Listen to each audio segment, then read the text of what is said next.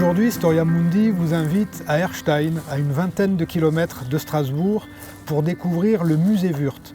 Ce musée, qui est une fondation privée, on le doit à Reinhold Wörth, un grand industriel allemand, passionné d'art moderne et contemporain, à tel point que Reinhold Wörth a fondé un petit peu partout en Europe une quinzaine de musées qui reçoivent le public tous les jours et qui ont la particularité d'être gratuits.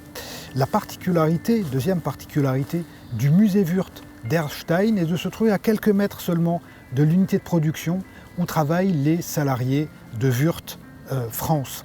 Nous allons à présent retrouver notre guide Nathalie Bellost. Allons-y. Actuellement, nous exposons deux artistes. On expose en fait leurs projets qui ont été réalisés et également non réalisés. C'est pourquoi vous avez une carte qui vous présente effectivement les œuvres qui ont pu être vues et d'autres qui sont peut-être encore en cours. Ce sont les points noirs. Et puis vous pouvez voir également qu'effectivement ils ont exposé dans le monde entier.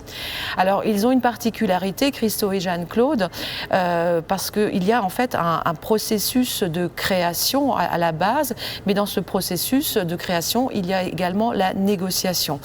Et Christo et Jeanne-Claude parlent toujours de software et de hardware. Alors le software, c'est le logiciel, ça va être tout ce qui va être en amont, ça va être la partie administrative, la partie financière et bien sûr la négociation. Et puis ensuite, le hardware, c'est quand vous avez effectivement le projet qui a été effectivement réalisé. Donc sur cette frise, vous pouvez voir que certains projets, finalement, dans le temps, c'est assez rapide, mais il y en a d'autres qui sont beaucoup plus longs. Parfois, ça va durer 24 ans, 25 ans, parce qu'il faut tout préparer en amont. Et bien entendu, il y a bien sûr un projet qui a duré très longtemps et que nous espérons va être vu cette année, en 2021. C'est ce fameux projet où l'on va empaqueter le l'Arc de Triomphe à Paris. Ce qui est aussi important, c'est de bien comprendre que Christo et Jeanne-Claude, en fait, ce n'est pas juste de l'empaquetage. En fait, on les a toujours réduits à ça, mais ils ont fait bien d'autres choses. Et c'est ce qu'on voudrait vous montrer, bien sûr, dans cette exposition, ne pas les réduire juste à cet empaquetage.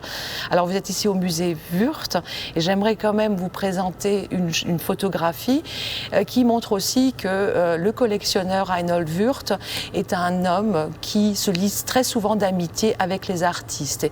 Et donc nous avons une photographie qui nous montre Christo et Jeanne-Claude dans le musée Wörth à Kunsthaus en Allemagne et monsieur Reinhold Wörth qui admire un peu ce qu'ils ont réalisé dans ce musée en Allemagne.